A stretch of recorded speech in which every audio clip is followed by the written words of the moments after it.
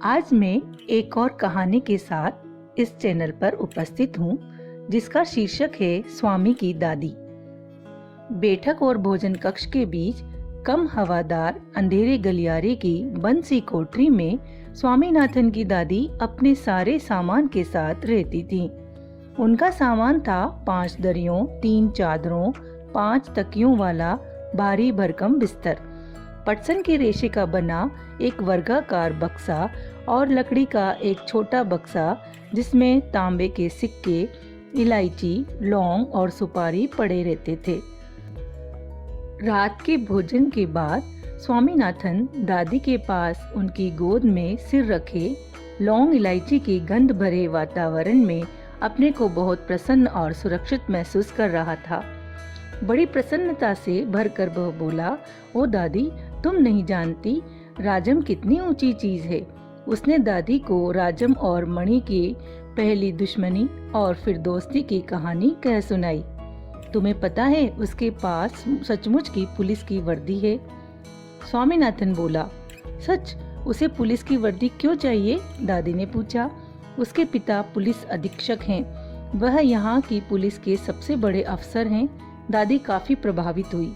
उनका सच में काफी बड़ा दफ्तर होगा, उन्होंने कहा। फिर उन्होंने उन दिनों की कहानी सुनानी शुरू की जब स्वामीनाथन के दादा रौबदार सब मजिस्ट्रेट थे, जिनके दफ्तर में पुलिस वाले कांपते हुए खड़े रहते थे। उनसे डरकर खूंखार से खूंखार डाकू तक भाग खड़े होते थे। स्वामीनाथन अधीर होकर उनकी कहानी खत्म होने का इंतजार करने लगा, लेकिन दादी बोलती ही गई, इधर उधर भटकती हुई और अलग अलग समय पर घटी घटनाओं को गुड़मुड़ करती हुई। बस काफी है दादी, उसने रूखे स्वर में कहा। मैं तुम्हें राजम के बारे में कुछ बताना चाहता हूँ। जानती हो उसे गणित में कितने नंबर मिलते हैं? सारे नंबर मिलते होंगे, है ना? दादी ने पूछा। अरे नहीं, उसे 100 में से 90 मिलते हैं। चलो अच्छा है, लेकिन तुम्हें भी मेहनत करके उसकी तरह नंबर लेने चाहिए। तुम्हें पता है तुम्हारे दादा कभी कभी ऐसे उत्तर लिखते थे कि परीक्षकों को भी चकित कर देते थे। किसी सवाल का जवाब देने में वे दूसरों के मुकाबले 10वां हिस्सा वक्त लेते थे और फिर उनके जवाब इतने शानदार होते थे कि कभी कभी उनके अध्यापक उन्हें 200 नंबर तक दे देते थे। जब उन्होंने एमए किया तो उन्हें इतना बड़ा मेडल मिला था। मैं कई सालों तक उसे गले में पहनती रही। पता नहीं मैंने कब उसे उतारा। हाँ, जब तुम्हारी बुआ पैदा हुई। नहीं, तुम्हारी बुआ नहीं, तुम्हारे पिता। याद आया, तब बच्चा 10 दिन का था। अरे नहीं, मैंने पहले ठीक कहा था, तुम्हारी बुआ ही पैदा हुई थी। पता है वह मेडल अब कहाँ है?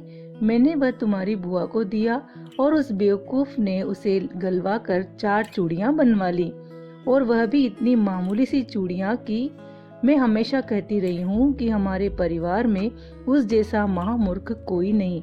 और अब बस भी करो दादी, तुम बेकार की पुरानी कहानियां सुनाती रहती हो। क्या तुम राजम के बारे में नहीं सुनना चाहती? हाँ हाँ बोलो। दादी, जब राजम छोटा सा लड़का था तो उसने शेर मारा था। सच? बड़ा बहादुर लड़का है। तुम ये बात मुझे खुश करने के लिए कह रही हो, तुम्हें यकीन नहीं हुआ होगा। स्वामीनाथन ने बड़े उत्साह से कहानी शुरू की। राजम के पिता एक जंगल में डेरा डाले हुए थे।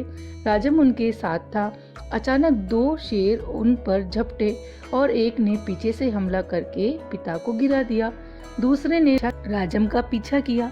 राजम एक झाड़ी के पीछे छुप गया और वहां से गोली चलाकर शेर को मार डाला। दादी, क्या तुम सो गई? उसने कहानी खत्म होने पर पूछा। नहीं बेटा, सुन रही हूँ। अच्छा बताओ, कितने शेर आए थे? 2 शेर राजम पर झपटे थे, दादी ने जवाब दिया। स्वामीनाथन दादी के गलत जवाब से चिढ़ गया। मैं तुम्हें इतनी जरूरी बातें बता रहा हूँ और तुम नींद में न जाने क्या क्या ऊल जलूल कल्पना किए जा रही हो। अब मैं तुम्हें कुछ नहीं बताऊंगा। मैं जानता हूँ तुम क्यों ऐसा कर रही हो। तुम राजम को पसंद नहीं करती। नहीं नहीं, वह तो बहुत प्यारा लड़का है, दादी ने बड़े विश्वास से कहा। उन्होंने राजम को देखा तक नहीं था। स्वामीनाथन खुश हो गया। दूसरे ही क्षण उसके मन में एक नया संदेह पैदा हुआ। दादी, शायद तुम्हें शेर की कहानी पर विश्वास नहीं हो रहा है। मैं एक एक शब्द पर विश्वास करती हूँ, दादी ने स्वर में मिठास भरकर कहा। स्वामीनाथन को इससे खुशी हुई। लेकिन उसने चेतावनी के तौर पर जोड़ा, जो भी उसे झूठा कहेगा वह उसे गोली मार देगा।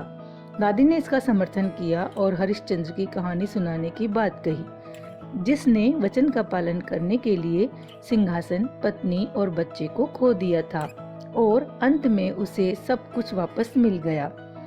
उसने कहानी आधी ही सुनाई थी कि स्वामीनाथन खर्राटे लेने लगा। दादी भी रुक रुक कर बोलने लगी, फिर वह भी सो गई।